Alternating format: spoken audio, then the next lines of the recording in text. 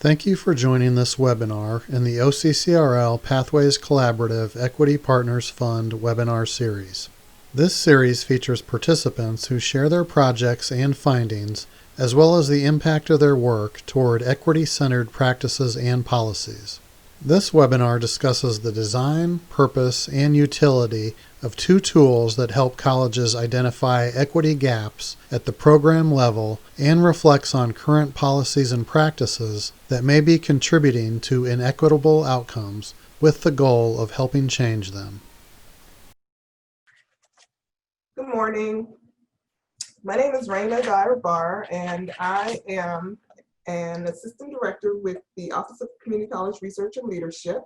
I want to welcome and thank you all for joining us for today's webinar.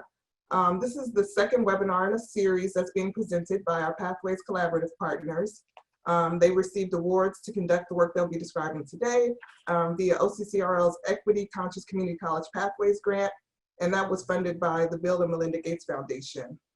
Currently everyone is muted and their videos are off except for the presenters, and I ask that you remain that way for the duration of the webinar. We'll use the chat box that's down at the bottom of the screen for questions, for the question and answer session at the end. So if during the presentation you have any questions, just put them in that chat box and we'll return to them at the end and take them in the order that they were received. And we'll try to get to as many as we can. And so now I'll just go ahead and hand it over to today's presenters that are from the Community College Research Center. They'll introduce themselves and then they'll just tell us all about their work. Thank you. Thanks, Raina. Hi, everyone. My name is Hana Lahr. I'm a researcher at the Community College Research Center at Teachers College at Columbia University. And I'm joined today by my colleagues, Fink and Maggie.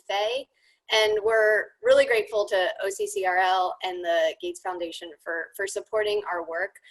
What we're going to share today are two tools that we developed for colleges to use to assess and advance their guided pathways work, and specifically to how they can focus on equity through their pathways work. So first, John's going to talk about a data tool, and then Maggie's going to talk about a planning tool. But first, John is also going to focus on some of the underlying research that supports this work. So with that, I want to turn it over to them, and we look forward to your questions throughout the presentation today. Great, thanks, Hana. Hey, everyone. John Fink, also at CCRC, with a toddler napping in the next room, so I'm going to try to keep it a low voice here. And I'm going to sort of start off the conversation with some framing research that we've done and sort of lead into one of the tools that we've developed to help inform these conversations about equity and guided pathways at colleges. So we started, I think this research sort of came from thinking about defining success and closing equity gaps in community colleges. You know, there's been this historical focus on access and, you know, more and more on completion and closing gaps in completion. And some of the work that we've done on like leading indicators of longer term completion rates, like early momentum metrics, and how those are sort of, you know, if colleges want to close like racial equity gaps in the long term, like 3 or 6 year completion rates, we're seeing that a promising strategy is that those gaps emerge right away. And so closing those gaps right away, you know, on those leading indicators is a key sort of strategy. But one component of early momentum that was always more difficult to study was this idea of program momentum, and our students gaining momentum for a program of study or gaining sort of momentum into an area of interest to them that felt relevant and interesting and could provide the future opportunity. And really this brings up the question of post-graduation success in terms of how are we defining success and thinking about equity gaps, but also representation. And in some ways, this is sort of coming back to that question of access. Like, is there equitable access, not just to college, but to college programs and opportunity via those college programs? So these are some of the questions that we're reflecting on, sort of working in the field with colleges implementing guided pathways. This is especially important in community colleges because there's just a lot of opportunity for stratification of sort of what programs lead to. This has been studied in the 4-year space. Think about like STEM degrees and who's getting access to STEM careers, STEM bachelor's degrees. But in the community colleges, it's sort of even more pronounced because there's not only like the fields of study, what you're looking at, so general liberal arts or STEM or manufacturing, construction, but there's also the level of the credential, short, long-term certificates, associate degrees, transfer, bachelor's degrees, graduate degrees. There's a whole range of possible pathways that students could take, which is why I think many of us love community colleges, but it also really raises this opportunity for inequitable stratification in those pathways. So this is sort of part of the purpose of why we're studying this. This is just as an example, there's a recent report from the Georgetown Center for Education and the Workforce that looked at the earnings of associate degree holders nationally, a sample survey. And, you know, it sort of paints the picture of what we already know, that there's just a wide range of earnings in terms of what degree fields the associate degree was granted in. Engineering, law enforcement, healthcare being some of the higher ones, liberal arts, general studies, you know, fine arts, music, education, you know, having lower earnings, median earnings. And the same, we saw maybe even more of a spread for certificates. Some certificates, perhaps students have other degrees, but sort of conferring, you know, substantial earnings and others less so. So there is this just possibility for stratification among workforce credentials, and we also see that in transfer, as I'll sort of get to. So this is important because in guided pathways, a big focus is the program. What are students there for? What's their end goal? And how can colleges help to connect students to what they're passionate about and put them on a pathway that's going to lead them there?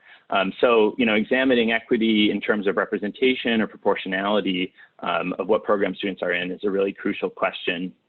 And as we've been doing this work with colleges, there's sort of been two guiding questions. First is just what programs are students enrolled in and which ones do and don't advance opportunity.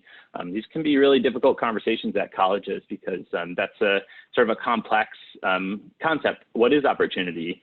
We know it's, you know, earnings and wages are important, but we know that there's more to it than that. And so I think that those are what we find are really important to have those conversations locally in local contexts. And then of course, how are colleges helping students to connect and build momentum through a program of study that really adds a lot of value to their lives? So I'm going to begin just with some framing analysis. This is work that we've done in one large state community college system to sort of point to the importance of examining this at colleges. So the first thing we see, this is looking at a cohort of students who entered first time ever in college at a community college, and we just tracked them for 2 years. There's 4 terms a year here, and we just looked to see what programs our students even enrolled in.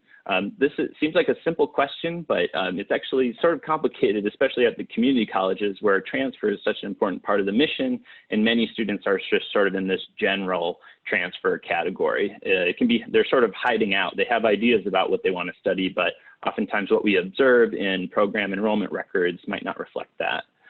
So when we look at students who sort of their trajectory for the first 2 years of college, first off, one of the key findings is that about half of students just don't come back at all in that second year. And this is connected to the National Student Clearinghouse, so we know that they're not enrolled anywhere, they haven't transferred, they haven't completed. And I think, you know, as much as it's important to look at what program students are in, we have to also remember that many students do not continue, they do not persist.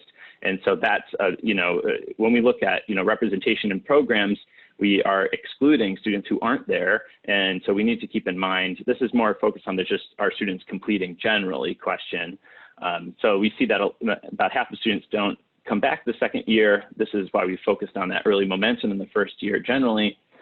We also see that a pretty sizable number of students in this state, and I know it's similar in others and at colleges, they enter into general, undeclared, or unknown, or otherwise uncategorized programs, which sort of raises the question, you know, what do colleges know around students' intentions, and how are they connecting them to what they're interested in? So as a part of this work, in partnering in Washington State, where we initially did some of these workshops, we developed this way as taxonomy for categorizing community college programs by their opportunity post-graduation. we basically split these programs into ones that are designed primarily to help students enter the workforce directly after completion, or those designed for transfer. And within the workforce area, we just, kind of simply categorize programs based on do they lead to relatively low, medium, or high paying jobs. And working with the state of Washington, they had done some previous analysis connecting the earnings of students from unemployment insurance records to what degree they got at the college. So they had already done this work to designate for each of their workforce degrees, which are their workforce degrees that lead to relatively low or high paying jobs. What we did was we then took that one more step to connect that to what are the programs that lead to those workforce degrees that lead to higher earnings. And that was sort of our contribution here, is really so that we can identify in students' first year, while they're still there, what pathway are they on. Similarly with transfer, we basically made this differentiation between structured and unstructured transfer programs, wherein, the sort of idea is that, and there's sort of research to back this up, that more structured transfer programs lead to more opportunity, in that they lead to sort of completion with fewer excess credits, shorter time to completion. And the difference here being structured transfer programs are those that are designed to prepare students for a specific major or a broad area of study like STEM, or a specific major like business, or they might be specified to a specific university destination. Whereas the unstructured transfer programs are sort of more the typical transfer programs, where it's just a general transfer, get your gen eds out of the way. Maybe or maybe not, the student is working to figure out exactly how those credits are going to apply to a specific bachelor's degree program, whereas a structured transfer degree essentially, provides some of that advising for them. There's also a lot of students who are like in these undeclared, unknown, or otherwise uncategorized programs, especially at community colleges when you think about non-credit, dual enrollment, basic education, ESL sort of programs. So this is sort of like a key framework in thinking through what programs students are in and what do they lead to. So one thing that we looked at in this, in one state, is just what programs are students entering and what program are they completing? And is there like a sorting process going on in terms of like students going more into low or high workforce programs or more into transfer degrees? And just to sort of illustrate these findings, we disaggregated this by race, looking at white students. These are students who entered for the first time at community colleges in one state. We see sort of like a range of programs in terms of which type do they enter, with the purple at the bottom being sort of unknown or undeclared. They could potentially go into any of those programs. And for white students, we see sort of comparing the students who enter versus complete, more students going into that general transfer unstructured bucket. It's important to note that, unfortunately, much fewer students complete than that enter. That's like that sort of second peak. So we got to kind of keep that in mind, that the completers represent a fraction of the students who enter. But when you look at African American or Black students, one of the big changes that jumps out is, more of a shift towards workforce low or like low remunerative workforce programs. So it seems like there's that sort of racial stratification happening. When we look at Hispanic students, sort of more of a percentage of students entering undeclared, and sort of when we look at the composition of completers, it leans more towards the general transfer and the low workforce programs. And then with Asian students, also a pretty sizable number of unknown undeclared upon entry, and the sort of what we see there is more of a share of students in the structured transfer programs upon completion. So this is sort of raising some questions around, it appears that there are these sort of, inequitable sorting patterns when you compare entrance to completion. So it sort of raises the question, like, when are these, can we get a sense of like, when do these patterns occur? When does the sorting happen? And then, of course, a key follow-up is, are there things that appear to be mitigating the sorting or sort of driving more equitable representation in these different pathways? So just briefly, because I want to make sure we have time to discuss the tool that's more of the application of these findings. when we looked, we sort of used a survival analysis methodology to track students term by term enrollments and sort of take into account a lot of other controls like college characteristics, when they started, other sort of academic characteristics, to just see, you know, the different likelihood of when students are completing these different outcomes. And in general, it looks like the sort of process of sorting or the accumulation of these equity gaps in representation occur over time, but it does appear to be more focused on the earlier terms of students, like in their first year or so. Here's just an example of that. I don't know how well folks can make this out, but here in this, using the survival analysis methodology, we're essentially looking at the likelihood of transfer to a four-year for every term for these different subpopulations of students, looking at the intersection of race and gender here for white, Black, and Latinx or Hispanic students. And what you see is, you know, these gaps emerging both in terms of race and gender, but the lines which sort of indicate the relative likelihood of transfer, you know, where like the fifth term would be the start of the second year, and so on.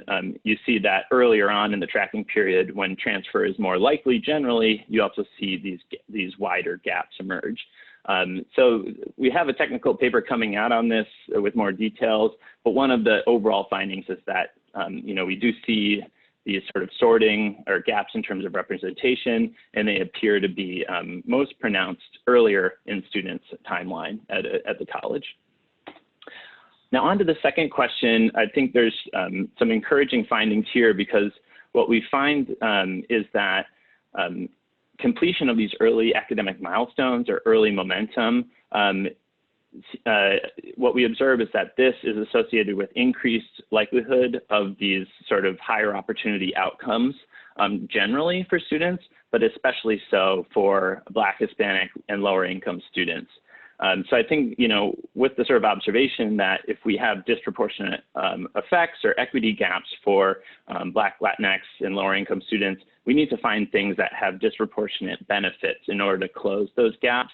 And just as one example, looking at transfer as the outcome, we find that students who built some early credit momentum or passed English or math early on, or that completed a transfer degree, compared to those who didn't do one of those things, generally that was associated with 3 to 5 or 6 to 7 times likely of an increased likelihood of transferring compared to not meeting those early milestones. But for students of color, Black, Latinx, or low-income students, we see like significantly larger multiples on those early milestones. And we see that this is also the case for completing a bachelor's degree, although the effects of that early momentum are smaller. But just to sort of illustrate one of these findings, the benefit of completing 12 or more college level credits on transferring and completing a bachelor's degree, sort of for the baseline group of students, was like, 1.7 times increase in likelihood for students who completed 12 or more college level credits. For Black students, that was 2.4 times, and Hispanic or Latinx students, it was like 4 times increase in likelihood of completing a bachelor's degree. So from these findings, it seems that one of the intervening factors is sort of closing gaps in early momentum can sort of lead to these additive benefits, especially for marginalized, minoritized groups on these longer term outcomes. Okay, so that's sort of complex technical research, but I think that it is sort of pointing towards just early momentum and early program entry. And because so many students, there's such high attrition after the first year, the really onboarding and connection to college process is crucial because so few students are sort of returning in that second and third year.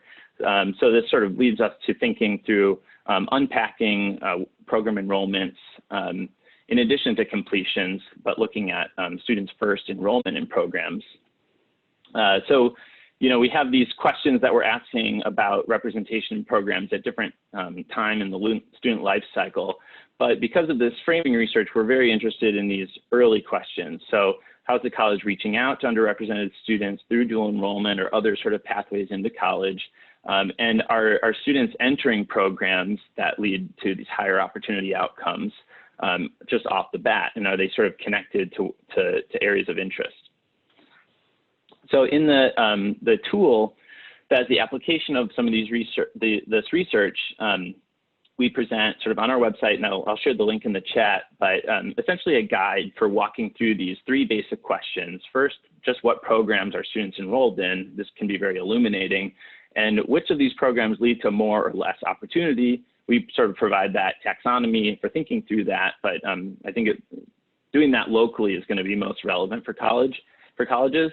And then is representation, by race, gender, income, et cetera, is it proportionate? Is it equitable?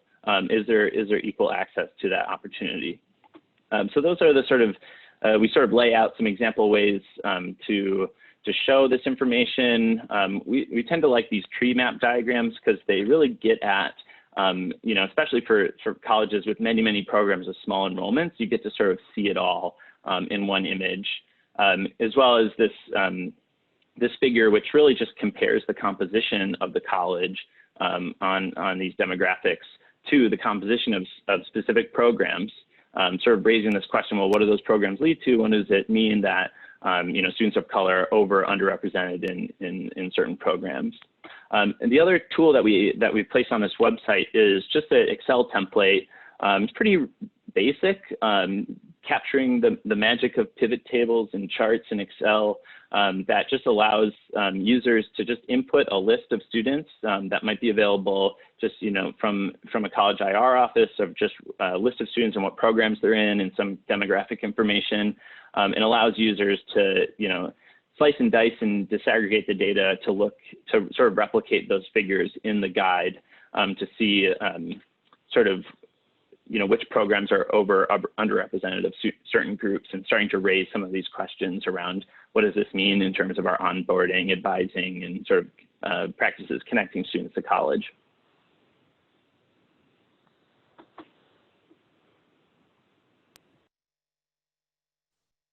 Hi, everybody. My name is Maggie Fay. I'm also at CCRC. So I'm going to talk about the second tool that we have created for colleges to use to really think about foregrounding equity in their guided pathways work. And so this tool is named Foregrounding Equity and Guided Pathways, a tool for supporting students into and through programs of study. So the point of this tool, from our perspective, this tool is a companion to the Scale of Adoption Assessment and this Program Explorer tool that John just described. And the goal of this tool is really to help colleges move from an awareness of equity gaps that they might learn from their data to thinking about, so like, what do we do about this? What kind of strategies can we deploy to try to close these equity gaps? And what mechanisms are driving these gaps in the college?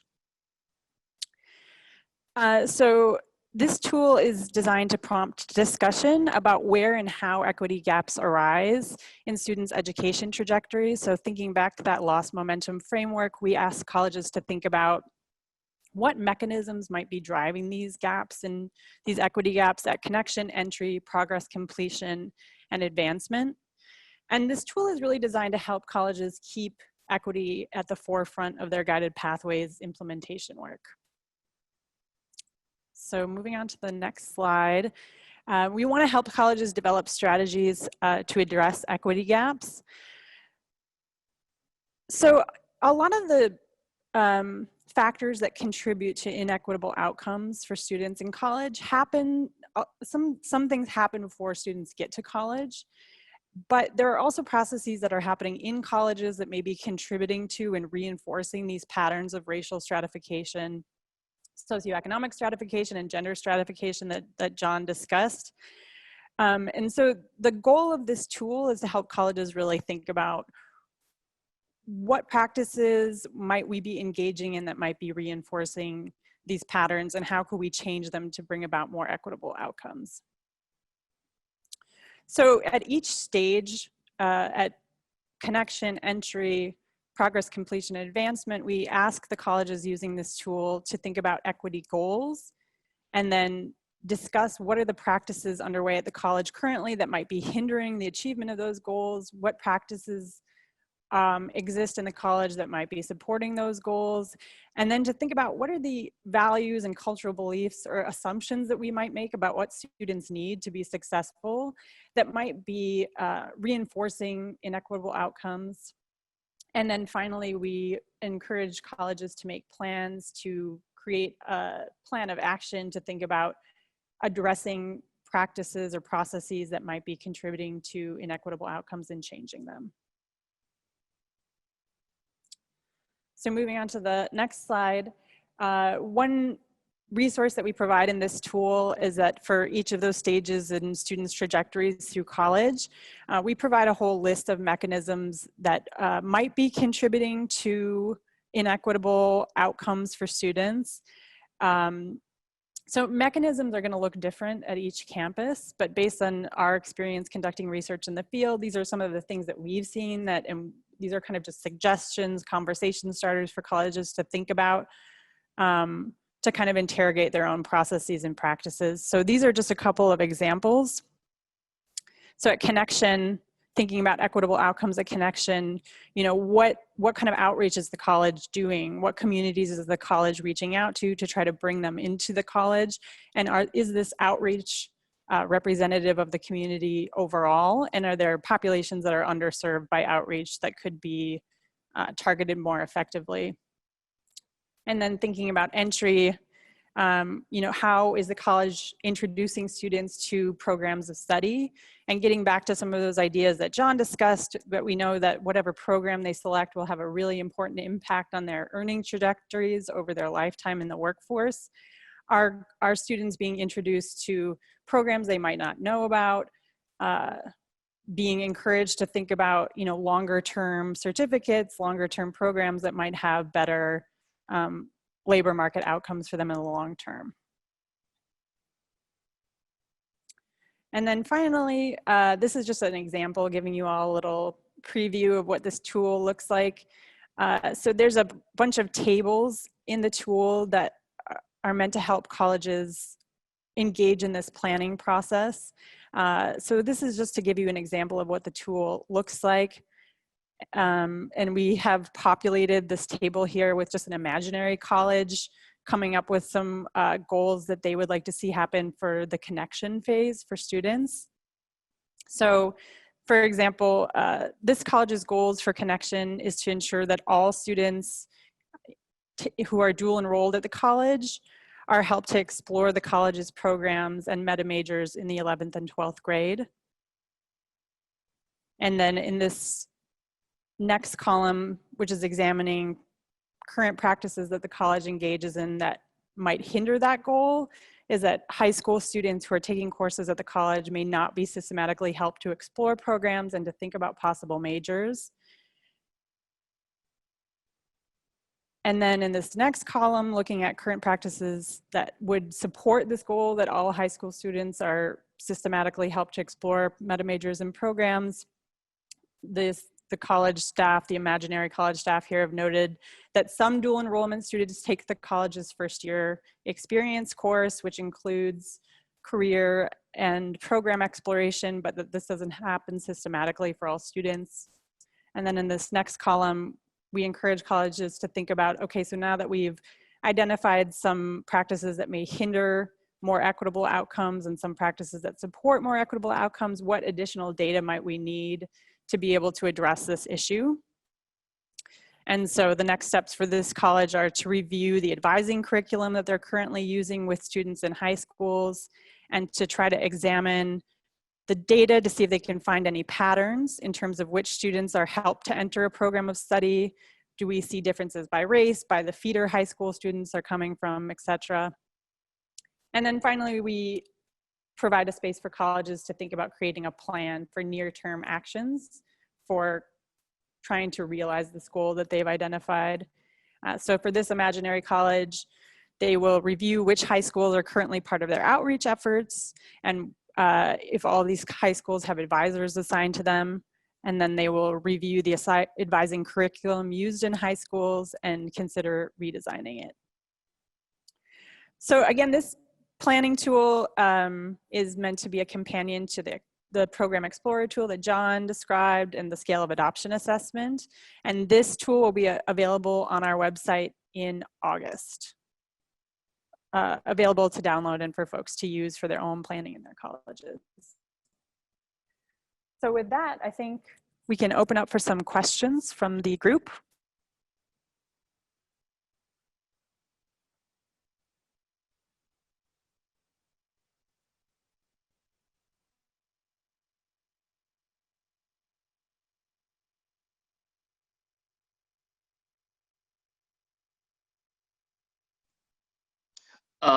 Hello, everyone. Hello. Oh, okay, I didn't know that. So I do have one question, and this was in my name is Greg Square, and I work at a community college in Texas. I do have a question about a slide that was presented, I believe, by John, and it was showing the different ethnic groups in terms of them coming in initially with essentially unknown or undecided as to what they wanted to do. And it was particularly interesting when I was looking at the difference between the Asian groups, and you see how they say they came in like 22% pretty much unknown, undecided, and for us, those are some of the more highly at-risk students, folks who don't come in and not real sure what they want to do. But then when we look at the African Americans, they come in a little bit unknown as well. But then the real telltale is the completion rate. So how would you or anyone account for that discrepancy? They're like Asians, high unknown or coming in highly undecided, but at the other end, high completion. African Americans, highly unknown or undecided, but low completion.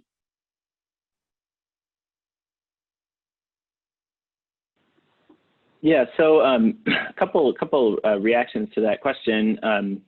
First thing, just, unknown or undeclared. We had like a hard time like labeling this category because essentially what we were observing was just missing program information in the state data set. And there's sort of like a piece around data quality here. And what does it mean that there isn't any program information on a student? That could mean a variety of things, including just, I think a lot of times students have a reason in mind. They wouldn't be there if they didn't have a reason in mind. It's just how is that documented and confirmed and collected. And I think that, we do these analyses on a statewide level, but again, I just want to put the plug to the more local you can get these data, the more it'll make sense.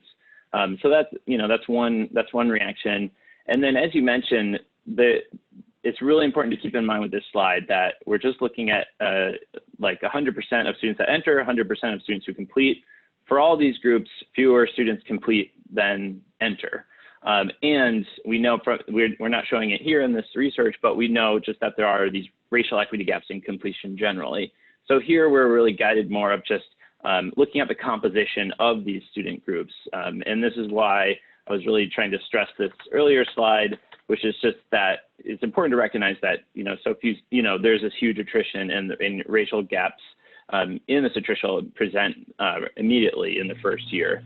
So to some extent, I think this work is like building on that research and trying to get a sense of, just what are students, among the students who do complete, who are enrolled, is there further stratification in terms of what that opportunity is in what they're completing?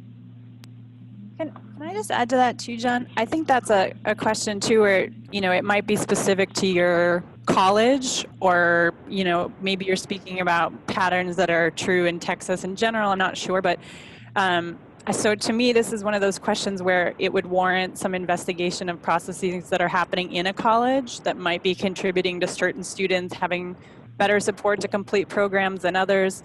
Another thought that came to mind is that we know that, Black students are overrepresented in developmental education, which means that they have a lower likelihood of making it out of those requirements.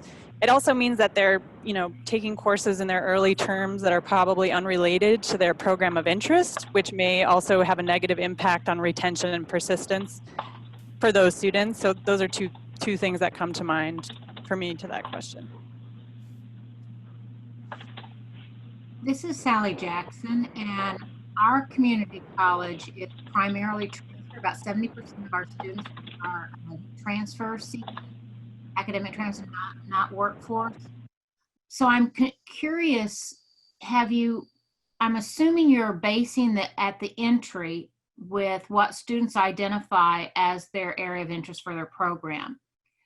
But at what point in time, because we do, of course, have students who are in that unstructured, undecided kind of category, have you looked at all at what point in time they start to shift?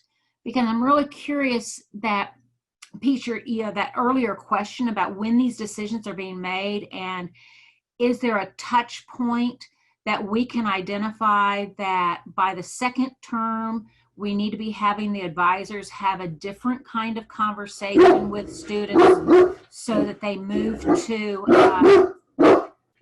sorry, I have a big dog, move to more higher paying workforce programs, if that's the area of interest.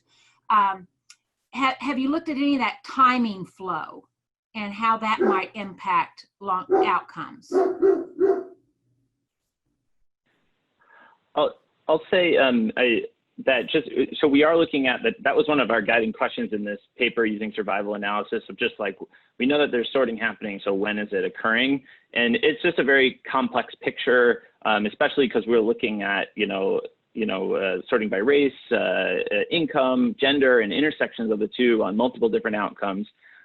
So there's a lot of sort of nuance to the findings, but a high level point, like I shared before, is that it definitely happens right away, like in the first year, and sort of generally the earlier on we see more of that, the equity gaps emerging. And I think especially taking into account that with attrition generally, I think it really puts a sense of urgency on that first term, and definitely first year in terms of just, connecting with students, closing gaps that exist, and getting students like sort of building their, fostering their momentum so that they're sort of on their way. And there's some good questions going on in the chat. Absolutely, this is about students' experiences, their relationships in the classrooms, having inclusive classrooms, the relationships with advisors. I sort of commented that this is sort of top of mind because our research team was reading Julie Wong, who's a professor at University of Wisconsin, a book on equitable STEM transfer. And Julie's sort of findings is that students come into college with abundant momentum. And it's really what we need to do is sort of remove these friction points and create clear pathways. And I think that, basically the sooner the better, because we see such great attrition, unfortunately. And just to add to what John was saying, Sally, to your question, we've really come to think that onboarding and the process of helping students make a purposeful program choice is really, really a critical part of the guided pathways model. And that it's about, not just orienting students to a college, but orienting students to fields of study and helping them explore their interests and the programs at the college. So really onboarding them into a program and into a community that includes faculty, that includes advisors and other students in their field of interest. And that this idea of program choice is really, it's a process. It's not something that just happens once, but students are helped to make they're helped to make a choice in the beginning, and then ideally they're helped to gain some sort of experience in that field very early on, which can help confirm that choice or help them realize that they maybe should move to a different program or might be interested in a different program. So this is all part of this really, like the early part of a student's experience being really, really important. Hello, this is Maxie Armas from Triton College in Illinois. I have a question to the table that show the high school's participation in this program and redesigning, advising in other areas to help students ease their way into the college experience. And I wonder, has your experience been in working with high schools? And I said this because in our case, we are redesigning. We're beginning to redesign our institution through guided pathways. But I can see that it's very important, according to this presentation, that the redesign includes also redesigning aspects of high school experience. And I just wanted to hear, how is it that, by the way, I agree. I think it begins there, the redesigning process, but how would you be able to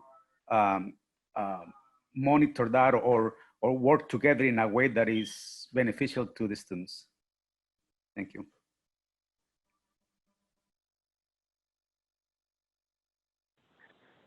Yeah, this is a really important question on dual enrollment students, which are such a large chunk of students enrolled at many community colleges more recently. And obviously, a lot of these students do want to continue at a different institution after high school. But what we find looking at National Student Clearinghouse data is that a lot of them are coming back to the community college after high school. And colleges we're working with have, are trying to think more strategically about that population that's sort of like grown up ad hoc at many community colleges, and thinking strategically in a couple of ways.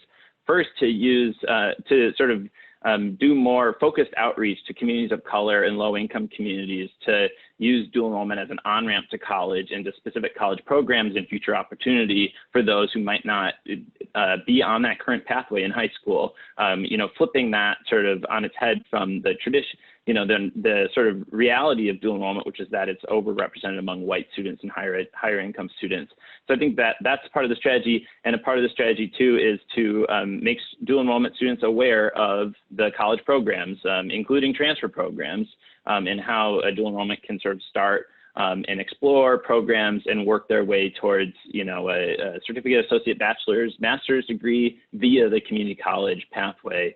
And I think that, we sort of study dual enrollment course taking. Yes, many students do just take College English 101 and maybe a math class, and that's it. But there are a sizable number of students who are taking more and more credits. And I think there's sort of a lot of room for improvement in terms of colleges helping those students to explore their potential pathways through the community colleges. And I just want to also note that someone raised the important implications for this year and COVID question, and I think that that's very much relevant, and we can sort of definitely go in that direction too if that's of interest.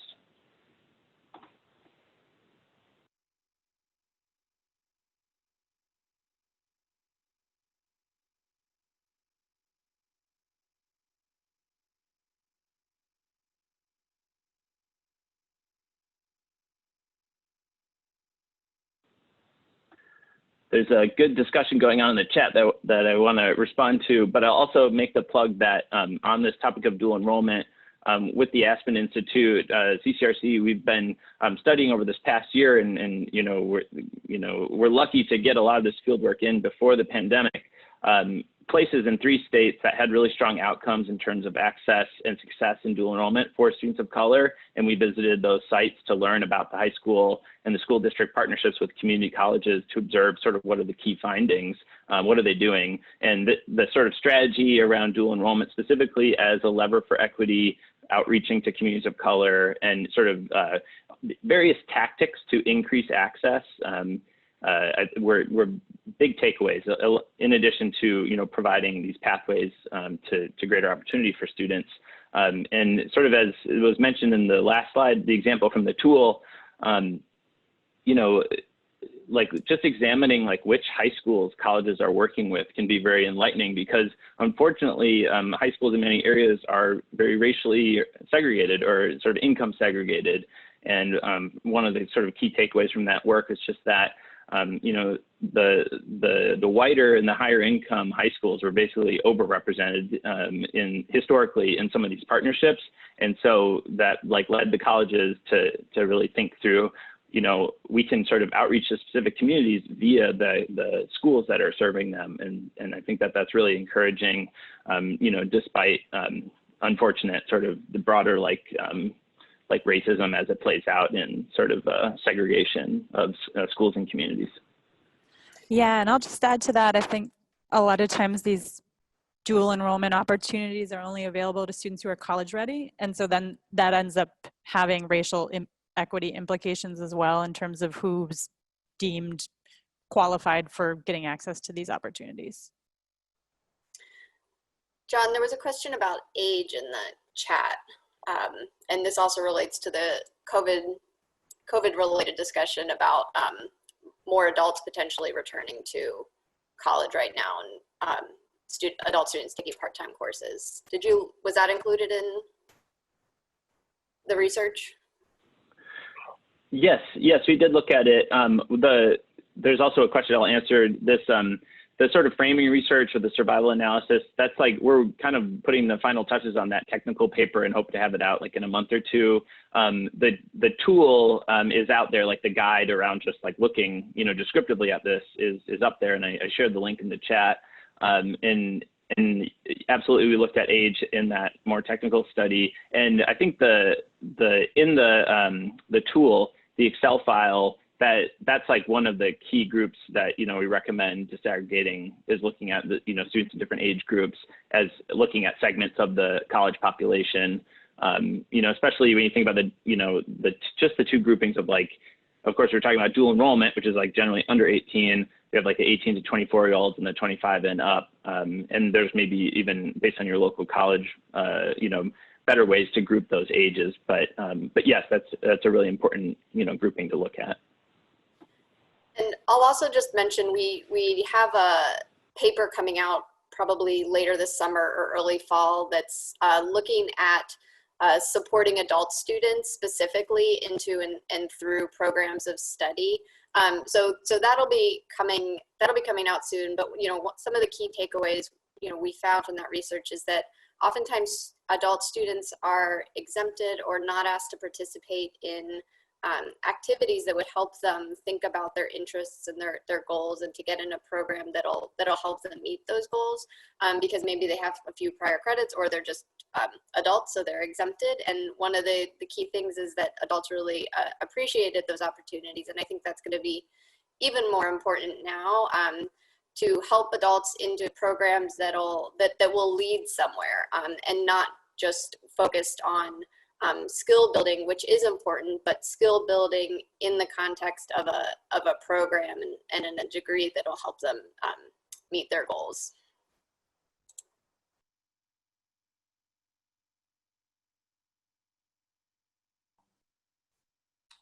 Okay, I think that is our time. Thank you all for your excellent questions and for your engagement with this work today. I want to thank CCRC for the presentation. We hope that you'll join us for the next webinar in the series, which is the final one, and that will be next week. You can register for it on our website at occrl.illinois.edu. And if you missed the first webinar in the series, you can find that on our website as well. And we will be posting the recording of today's webinar there as well. So thank you again for the presentation and for your attendance and your participation today. Thank you for joining this Office of Community College Research and Leadership webinar, which was made possible through funding from the Bill and Melinda Gates Foundation. Please visit our website at occrl.illinois.edu to discover upcoming and past webinars that are focused on equity in education.